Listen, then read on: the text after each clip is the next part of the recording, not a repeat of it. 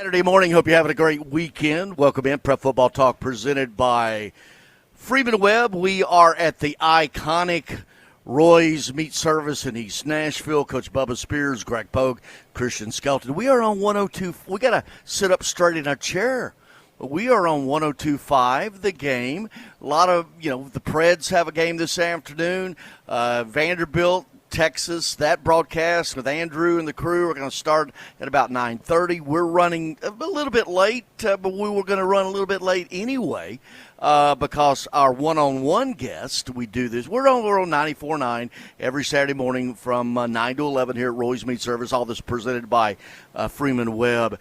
Prep Football Talk, the first hour, and then one-on-one with Greg Pogue. And today, WWE Hall of Famer. He's one of ours, Nashville, bred, born, loves it, lives up in Hendersonville.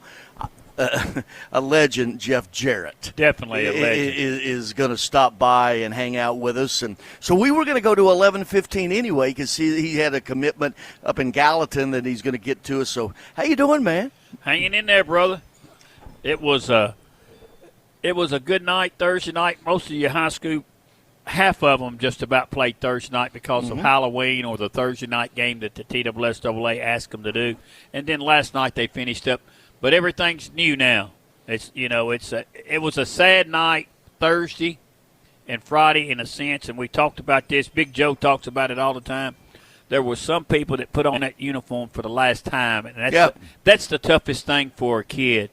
And I get cold chills now just talking about it because that day comes to an end for a lot of us. And I thought you were just happy to see me with the cold chills. No. I got you. No, I listened to Chase. Of course, we do the Metro Nashville Game of the Week on 102.5. It was on 94.9 Thursday. Of course, we're part of the larger family here at Cromwell.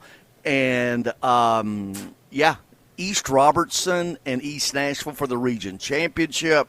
All right, this is the Rockwood Sustainable Solutions opening kickoff. We're going to get with our Tim Leeper Roofing Midstate Player of the Week for Week 10, Larry Sanders out in Brentwood Academy. Coach Paul Wade, Christian, just let me know when they're ready to roll, and we'll get them in. But you saw, there's a lot of people wanting to go see Andre Adams at Antioch. I know he didn't play Thursday night. They still won at Rossview, which was huge. We'll get to that. We got the brackets. We got the play. By the way, the TSSAsports.com website with all the brackets shut down, offline, because all of the newspapers in the state linked to it and all the media linked to it, and so we have it. This is thanks to the Tennessee and the folks over here. We have all the pairings and all the brackets, but we don't have the physical brackets yet. That website got shut down. Well, think anybody's interested in high school football? I would say so if it got shut doan because. That's what we were waiting for, the ones that played Friday night to get the brackets filled out. And TSSAA sports.com is where you go, and you go to football brackets. And like you said. No, you don't. You don't now? You stay right here with us. All right, so coming up also, our legend. We do a Strike and Spare Legend of the Week, Michael Coleman. You coached him at Stratford. His teammate, Arcente Broom, the head coach at Antioch, and, of course, went on and played Major League Baseball, works with a lot of the youth around here in the baseball, development world, and just a fine young man. I know. Very proud of him. Man, I saw him play in Fenway Park, okay? Remember I told you that? Yeah, and the one night we were watching, and I just called him. I said, hey, he just hit a home run against Kansas City, his first Major League home run, and I have the baseball. I called you, didn't I? You did, yeah. and I was ticked off because I was trying to get the game and couldn't. Well, you know why? Well, because you know why you didn't have the game? Why? Because your cheap ass won't pay for it. That's why you was trying to pirate it somehow. No, I was trying to get it on the radio. I tried it. Yeah, I said that night. I know, like I said, but anyway. But you got to see Zach Groves. I know the original point. Ooh. You got to see Zach Groves, the UT commitment, on both sides of the ball. Of course, he's going to be on the defensive side at that next level. But, man, what a beast. Yes, and from the press box to the field, he looks big. But Amy went with me. My wife, she went to the game. She wanted to go over to East because I'd coached there, and that's the first time I've been back. You started the program at East Nashville. Don't be humble. Beautiful. I'll tell you what, the turf, The press box facilities and the hospitality at East was awesome. And let me tell you this, all the turf fields that Chase and I have done games on, they're all terrific. They're just beautiful. Metro's done a great job. Well, and our partnership with Mark North and everything, and right. That's something I've been believing in for several years. Right. And been talking about for several years, trying to put that together. By the way, Shelbyville and Antioch Friday night will be our broadcast with you and Chase. And it was just good. But back to Grove. Sure. I'm going to tell you something. Walking out, my Amy goes, Bubba, he looked big down on the field, but I walked out beside him, and he's cut. You know, Amy's been around sports, and she goes, he's a good-looking kid. He's going to play at UT. I said, well, yeah, that's why they signed. Well, you know, there's like about 14 Groves up there. It was 3 playing Friday night. Yeah, and they've gone to play at Kentucky. Well, obviously, Carlos played basketball at UT. So, yeah. But he had a great night. I mean, 51 yards rushing, 3 scores and a 2-point conversion, 5 sacks. And I'm going, he's the real deal. I mean, he just lines up, puts that hand down, and he goes. And he gets results. But what a game. East took the opening kickoff down and scored, and I said, man, this is going – I mean, with a no huddle, they just boom, boom, boom, boom, score.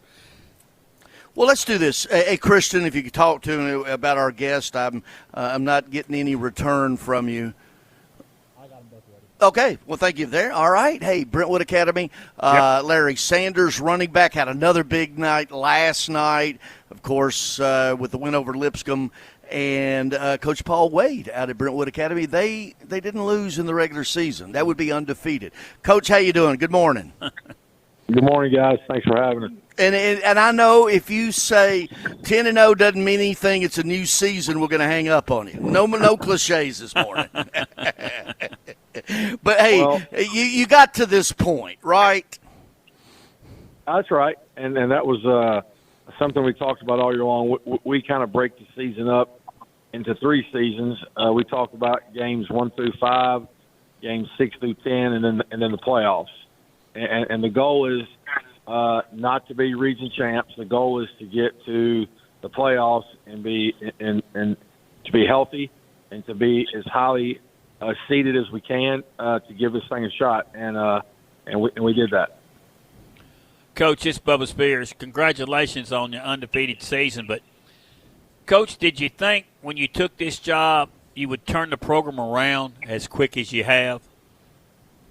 Well, I think anybody that's familiar with Brentwood Academy probably knows that a couple of years ago that was a fluke year, and I think just getting the ship turned around, going the other direction, it was difficult in the beginning, but once it got going, everybody jumped in and was ready to go to work and get it back to the standard, that Coach Flatt and Coach White had elevated it to. And, I hope that we're heading in the right direction. I can tell you on the inside looking out, we still have a whole lot of work to do in a lot of areas, but the way it sits right now, it does look pretty good. Brentwood Academy coach Paul Wade, our Week 10 Tim Leeper Roofing Midstate Player of the Week, Larry Sanders. Larry, good morning. How you doing, man? I'm doing good. Well, we wanted to have you on a little bit later because we thought you needed to sleep late. 25 carries last night, 210 yards, couple touchdowns. Of course, what you had done the week before is while we had come out and presented the plaque to you. Just tell us about this team through the regular season. You just heard what your coach said. But as a player, give us the feel for this team. So the feel from this team is extremely different from last year. There's more leadership on the team. There's more accountability being taken, and things like that, just making the team better. The little things. Larry, I think we lost Larry for a second. Larry, you there? You lost me? Hello? Yeah, go right ahead. Right. Keep going. Hey, Larry, this is Coach Bubba Spears. Tell us what it's like, Larry. You're getting all these yardage and the people up front, because as a coach, or I know, without those people up front, Larry Sanders don't get that 210 yards on 25 carries, does he? No, sir. Well, throw a little love to your front interior lineman there. Well, I love all my guys up front. Every time we go out on the field, I give everyone a high five. Well, except the wide receivers. I love those guys. We joke around a lot, but we lock in during the games. One of them make a mistake, I'll be like, hey, it's okay. We got a next play. You know, I really love those guys. They make everything happen for me. Coach Paul Wade, Paul, there was a quarterback last year that was there for several years of note. He's now at the University of Tennessee, and then Cruz Jenkins has come in, and that's a tough act to follow. And how's he handled that? Cruz has done a great job. I've said this before. We thought Cruz could have stepped in last year and done for us what we wanted to do. And the thing that's unique for Cruz this year, facing that George didn't have to as much, is that with we have we think 4 receivers that can play at any time, and we're getting a lot of double coverages. We're getting a lot of multiple combo coverages that guys are having to take people out of the box to cover Keyshawn and Lex and Eli and Mason, which has opened it up for Larry. You're right, the offensive line, Bubba, have done a great job, and Larry's done a great job, and probably the unsung hero in all this is Larry's fullback, but Liam. But when people make choices to cover on the edge, what makes a softer box? And if they're going to bring people in the box, then we can throw the ball outside, and that's kind of how we've had to live. And Cruz has done a great job of handling that. That was a little different than what we had to last year. You know, Coach, you said something there. If you've got a quarterback that can throw the football like you're fortunate to have the last couple of years, you got to have receivers. And they complement, and that opens it up. You know, the running game opens up for the passing game and vice versa. The passing game that you have opens it up for the running game, correct? 100%. And, the hard part of that is trying to get high school kids to buy into that. Yep. That every night one group is probably not going to be have their names called out as much as the other group. And last night, as it went, Larry, with the way they defended us, Larry got a majority of the plays. Yeah, 25 carries. That'll you turn around and get that. And I'm looking at about 9 yards per carry there, Paul. Yeah, that'll work. That'll work every play, and sure does. Lipscomb had a nice game plan, and the thing that set it up a little differently is we had 2 really big special teams plays. We only ended up with about 40 offensive snaps, so that made it a little strange because we felt like we're on defense the whole night. But when one thing with Larry's going to run hard. He's going to give credit to people around him. And once he gets to the second level, with his center of gravity and how hard he runs, those second and third level guys don't like to see him coming. Coach, you mentioned something there. I can remember. I still remember a little bit when I was coaching. You get somewhere between 60 and 70 plays, you figure, on an offensive side of the ball. And now, this day and time, that 60 and 70s went up, hadn't it? What do you try to? I lost you. What do you try to average per game on plays that you get? We used to think back when I played, if we controlled 60, 65 plays per game, that was big. But with this no huddle now and this quick passing game, that numbers went up, hadn't it? It has, but we're a huddle team, so we're not as concerned with necessarily how many plays that we get. It's how many possessions that we get. And last night, because of our we had 2 big special teams plays. We had a safety. We didn't have as many possessions as we normally have in a game, which obviously will limit the number of plays. If we can stay in the mid-50s we think that's a good night. Well, here's how you do that. If you have 10 possessions, you score on 10 plays. End of the story, right? I mean, it's the 40-60. I know you in that wing T, you wanted to plod your way down the field. And they just pop it down the field on one play. Okay, Well, Greg, let me correct you one thing. Nobody here is running a wing T. No, we didn't run the wing T. We ran the stacked eye. Yeah, I'm talking about Bubba. Oh, we ran the stacked eye. Well, but he had three running backs that went on to play at the next level. Hey, Larry, what do you just Brentwood Academy and the tradition? Paul, you and I talked about this, and Glenn McAdams and Carlton Flat.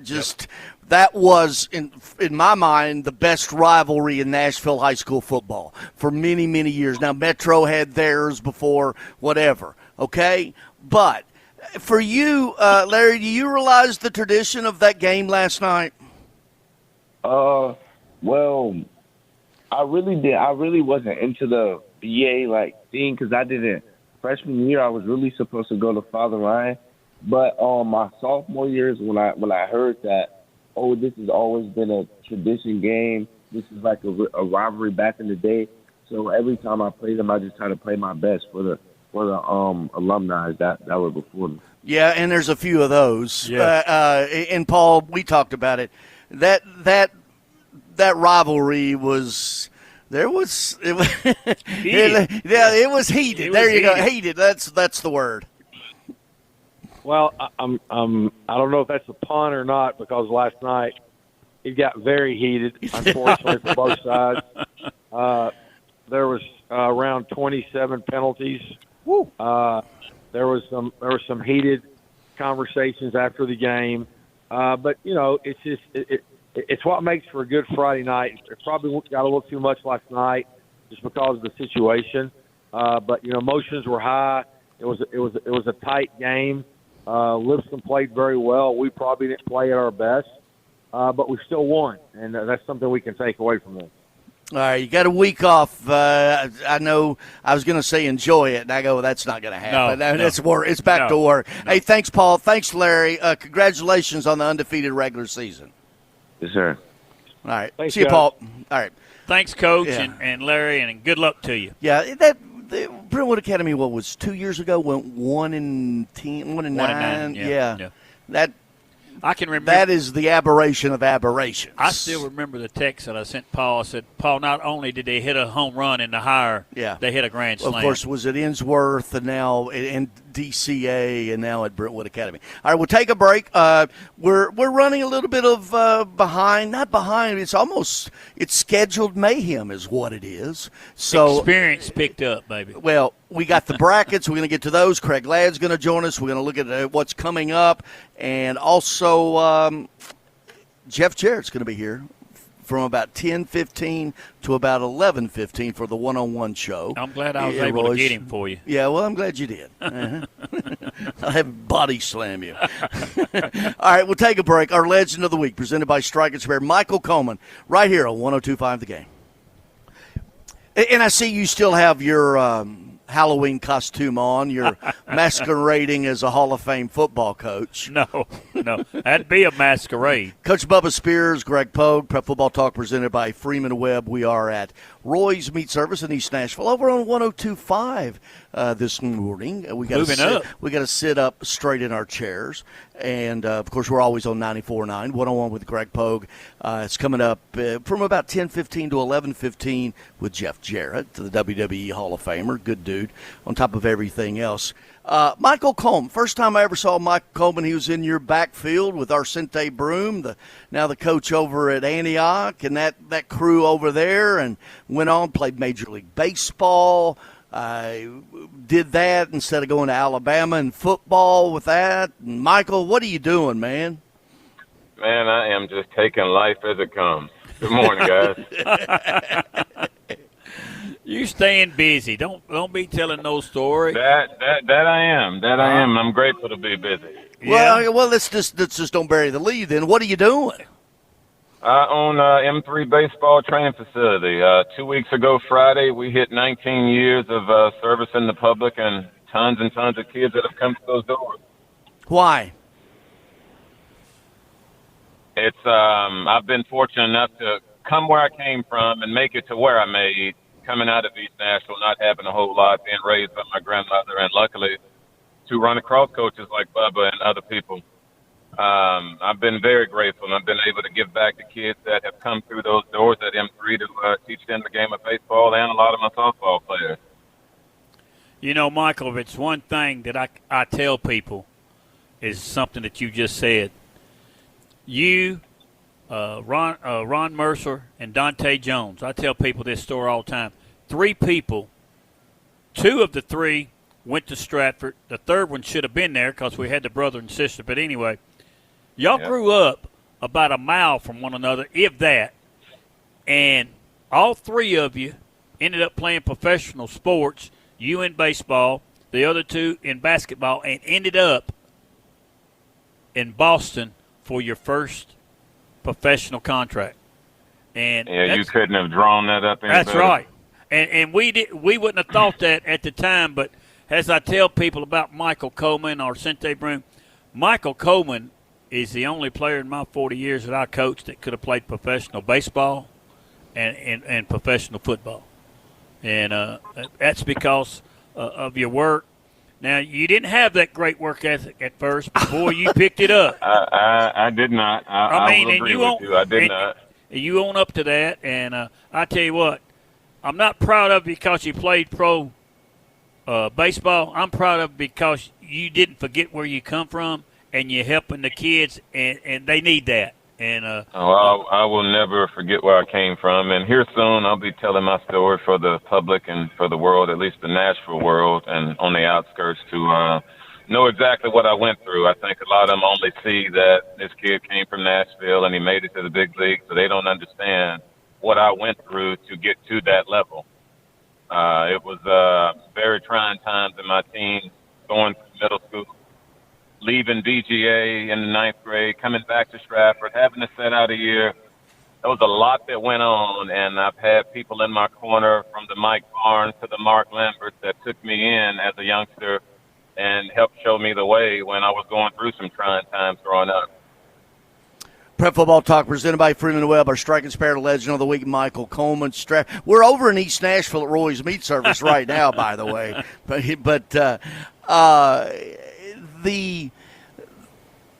Do you ever tumble in your mind, because Bubba just said it, you had a choice when you went baseball, you made it to the Red Sox, you made it to the major leagues. Do you ever tumble in your mind the what ifs, or do you allow yourself to do that? I do. It's fun sometimes, especially watching my Crimson Tide play. I feel like sometimes on certain plays I could have done it better, but hey, it's fun reminiscing with the fellas and whatnot when we're out hanging out at sports bars or whatever we're doing. But it's always good to go backwards sometimes, reliving memories. It's a fun time right now because high school playoffs are just winding down. The playoffs are kicking off next week. I live through a lot of my kids right now. One of my kids right now, and I've got tons of kids playing high school football, but Maddox Porter at VGA, one of my M3 baseball kids, a two-way absolute stud, is killing it as a freshman right now. It's fun to watch these kids do that because I went through it all them years ago, and I listened to them talk their smack to me, but I got to humble them. I was doing this well before you was even thought about. There you go, Michael. You're the OG now, right? Right. Yeah, I am. And I'm glad to be that, man, because the way our world have went, man, a lot of people aren't here anymore. I'm just thankful to still be here and be able to reminisce and think about some of the stuff, some of the coaches I had in high school and whatnot, and all the good times we did have. They all wasn't good, but the majority of them were good, and they were life lessons for me and along with a lot of other people that grew up in East Nashville.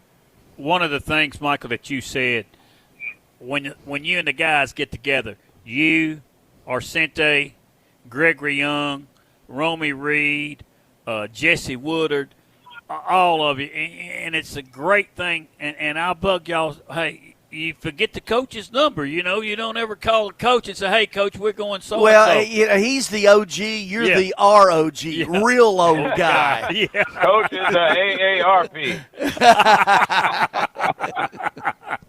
No, Coach knows that I love him, and a lot of these things are last minute, and they get together because they never do anything on time. It's the spur of the moment, and we're gone, and before you know it, we're hanging out and taking pictures, and that's what everybody sees. But I try to plan stuff, but nobody's ever on schedule. Listen, like he'd rather have. He wouldn't show. He just wants the invite. That's all he wants. And you know what? Surprised. I'm going to invite him just to see if he's going to show up. Yeah, you dang straight. You let me know. I'll get his butt there, okay? Absolutely. Michael Coleman with us. Hey, Michael, I tell you, when I was writing for the Nashville Banner, you were with the Red Sox. Robin and I came up. We were on vacation, and, I got a credential, did a story on you for the Nashville Banner, but it was really cool getting you to – I got to go down in the Red Sox locker room, their clubhouse, and that was a special time, man. That's the show, man. That's the show, buddy. Yep. It's definitely a dream, and I never thought – not that I ever doubted my ability, but I was, I guess, clueless to the fact that when you got drafted, I thought you went right to the big leagues. That's just what I thought. I didn't have nobody tell me any different. So when I ended up in Fort Myers, Florida, it was like, oh, my God.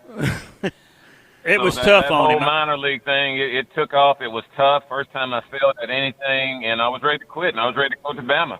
I was ready to play football.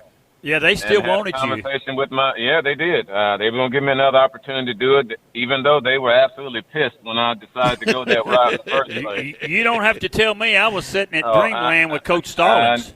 I know, and, man, I'm grateful for them dudes, man. And luckily, over the years, even when I got to the big leagues, I got to talk to them briefly here and there. I guess for me, it eased it a little bit because it was a rough time when I made that decision. The Bama people wore me out. But at that time, man, we as 17, 18-year-old kids, sometimes you got to do what's best for your family. And a lot of them don't understand the background that you came from. Michael, I said the same thing. I can remember in the parking lot at Stratford when you pulled me, you said, Coach, I need to talk to you. And you said, what would you tell Christopher? Of course, Christopher's my son. I said, Michael, right, you got to do what's in your heart.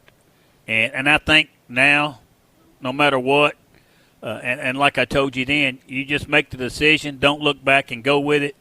But, Greg, you're talking about you got to go in the locker room at Boston. My favorite team has always been the Cincinnati Reds. He got traded to the Reds, and he was going to the Reds, and I happened to be in Florida with Holly, my daughter, doing cheerleading, and he called me and said, Coach, I got traded. I'm going to Florida, and he told me where. I rented a car and went there. And he took me through the locker room of the Reds facility down Pete Rose batting practice, Joe Morgan's field. I know what you mean, Greg, because I went through there. And I go through there and I see, and that's back when Dion was going to come back. It was Barry Larkin, Michael, and Dion. I don't care about the Reds. Enough of that, okay? If it was the Brewers, he'd talk. But I would let Michael talk about it, and you sit over there talking about the Reds. All right, fine. See what I had to put up with, Michael? Hey, Michael, tell the people, tell the people about, where they can get involved with what you're doing and all of that, and how many, we know how many young men and women you've impacted, and we admire it so much. How can people get to it? M3 Baseball is located at 1412 Antioch Pike, right here in the middle of town, right near the Sam's Club on Antioch Pike. You can't miss it. I've been there forever. You can find me on Instagram, Facebook, Twitter, all that. 615-474-4336. You can reach me at any time of the day. It's all about customer service when parents reach out and trying to make myself as accessible as possible to them. And just like Coach has, he's popped his head at M3. Greg, you need to pop your head at M3. I will. Say hi. I will. Yep, it's open to everyone, man. Yeah, I need to take a few cuts. Good looking. I need to take a few cuts. Well, just know if you do, we are going to record it because it will be posted. So you might want to get in a little safe first. See what you're doing, swing's looking like. The only thing I can do is get hit. If I'm going to get on base, I'm going to get hit. Oh no, we're going to have fun with it, man. That's what it's all about, teaching these kids the game. All right, hey Michael, you know what we think of you, bud. Take care, man. I appreciate you guys, man. Thank you, guys. Michael Good Coleman, talking to you, Michael. And what he's done with them three, Oh. I mean, he calls them his kids now. Yeah. I mean, the impact that he's had. All right, we'll take a break. When we come after that, we're going to name the Tim Leeper Roofing Midstate Player of the Week, and then after the top of the hour break, we'll have all of the brackets from about 10 to about 10:15, and then from about 10:15 to 11:15, 101 with Greg Pogue. We're usually over on 94.9, but Vanderbilt football's over there. We got the Predators coming up a little bit later on in the afternoon. All of that in the big Cromwell umbrella, and this is 102.5 The Game. Roy's Meat Service, East Nashville. Tim Leeper Roofing Midstate Player of the Week for Week 11. And I'm going to talk to you about this. Ravenwood, undefeated out there. Maverick Chance going to Navy. Femi Babalola is going to Boston College. You've got two. Yeah. You got two FBS commitments on the same team. No wonder they're undefeated. Brosden Chaffett up at Upperman. We've talked about him going to Georgia State. 374 yards of total offense last night, 22 carries, 264 and 3. With that, Matthew Horner over Independence, 23 of 36, 335 and 5 touchdowns. You saw Zach Groves. Yeah. Huh? He's the real deal. Yep. Larry Sanders, we just had him on. Well, he's not going to win it again because he won it last week, but he had 210 yards, about 9 yards a carry. On 25 carries, and they only had, what, he said, 45 plays? Down in distance when it's 2nd and 1, you might even throw the ball on 2nd and 1. Yeah. Maybe. A swing pass. A screen. No. And then Quincy Mitchell, we'll talk with Craig Ladd's going to come on here with us after this top of the hour break. 36 carries, 243 yards, 3 touchdowns. Forest beats Watertown. And he's had a heck of a year. And I think, if I'm not mistaken, I think he's just a sophomore. Yep. So, do you want me to go to the Plateau? I've been talking about Bronston Chaffin all year long. And I think he deserves it. I do too. Okay. I mean, Georgia State commit. I'll be heading up. I need to go do a little work in Cookeville. See my people up there, Tennessee Tech. I meet the new AD, and of course my buddy Kim Roseman, the women's basketball coach up there. Okay. I'm gonna go check out one of their. I'm going to go to the Plateau. I'm gonna take Watson Brown to lunch. Ooh, how about that? I'm making a day on the Plateau, man. I'm just not going to Upperman and drive back. Okay. All right, so we'll be presenting that Tim Leeper Roofing Midstate Player of the Week plaque to Bronston, and going to go visit the Upperman Bees this week. I'll figure that out. All right, we're going to take another break. Had a short segment here. We're going to get back on track. Craig Ladd will be looking at the playoffs coming up. Those brackets are out, and then at about 10:20 to about 11:20 this morning, it will be one-on-one with Greg Pogue, Jeff Jarrett, hanging out here at Roy's Meat Service in East Nashville. All of that over on 94.9 right now. They've got Vandy and Texas A&M pregame, Andrew and the crew over there, and then we've got Predators at 1:30 this afternoon here on the game. Meanwhile, we'll take a break. Christian, let's hit it right here on 102.5 The Game. Saturday morning, we do it from Roy's Meat Service, the iconic location over in East Nashville, usually on 94.9. We've got Vanderbilt, Texas pregame, kickoff at 11 over there. Andrew and Norman and Kevin, the great guys, they do a great job with it. Got Predators a little bit later on here this afternoon, 1:30, the pregame with that downtown. And we'll do one-on-one. We usually do it from 10 to 11 today. We're going from about 10:20 to 11:20. Jeff Jarrett's going to be right here. Coach Bubba Spears, Craig Ladd, of course, way back in the day, 14 years ago, him and Kurt Page founded this show, brought me along. Craig, good morning. What's up, bud? Hey, good morning, guys. Great to be with you. Excited to see these brackets. Well, yeah, for a while there, the website was down. Everybody was trying to look at the same time, apparently. Let's get right to it. In Class 6A, let me run down. We got Gallatin at Blackman, Riverdale. These are mid-states. Gallatin at Blackman, Riverdale at Lebanon, Cookeville at Oakland, Smyrna at Green Hill, Independence at Clarksville, Cane Ridge at Ravenwood, Shelbyville at Antioch. That will be our Metro Nashville game of the week Friday night on 102.5 with Chase and Bubba and Nick. Rossview at Brentwood. Any of those pop out to you right away? Well, guys, as far as being a really good game, I think that Gallatin-Blackman could be a really good game. Blackman is a team. They've got only one loss this year, and that was to Oakland. And their average 31 points a game and only allowing 11 points per game. Gallatin broke a 2-game losing streak, knocked off Wilson Central last night 33-0. There's really good games. I think that Shelbyville-Antioch could be a really good game. Of course, you got Andre Adams there and the dynamic wide receiver in Brandon Galladay. And then Shelbyville has a Mr. Football candidate and running back Robert Bailey. So that's got the potential to be a good ball game also. What about Riverdale at Lebanon? Lebanon was upset by Cookville, but I understand Lebanon rested a few people that had a little bumps and bruises. Yeah, you're right, Bubba. That should be a good ball game too. Riverdale has won 6 of 7. Their only loss was last Thursday night in those 7 to Oakland. They got a great quarterback, a young guy, Gavin Hampton, who passed for 268 yards and a pair of touchdowns in that ball game. And then Lebanon, like you, I was surprised by that score. They got a good quarterback too in Austin Harrison, and things have really been clicking since running back Guy Azetta came back from injury. Bubba, they started 7-0, so they've got a really good team. 5A, McMinn County at Lincoln County, Lawrence County at Ray County, Hendersonville at Page, Brighton at Kirkwood, James Lawson at Beach, Kenwood at Munford. You got Henry County against Overton out of Memphis, Portland at Nolensville, Dixon County at Memphis Central, Centennial at Station Camp. Got a ton load of 5As in the mid-state. What's popping there for you? Well, a game here, even though the records are not really what you would think. Centennial at 4-5, Station Camp at 5-5. Both those teams are really evenly matched. And Bubba, our buddy Taylor Burks, who's the interim coach down there at Centennial now, they've won 2 straight since he took over in Week 9. So they are playing much better. Station Camp has also won 2 straight.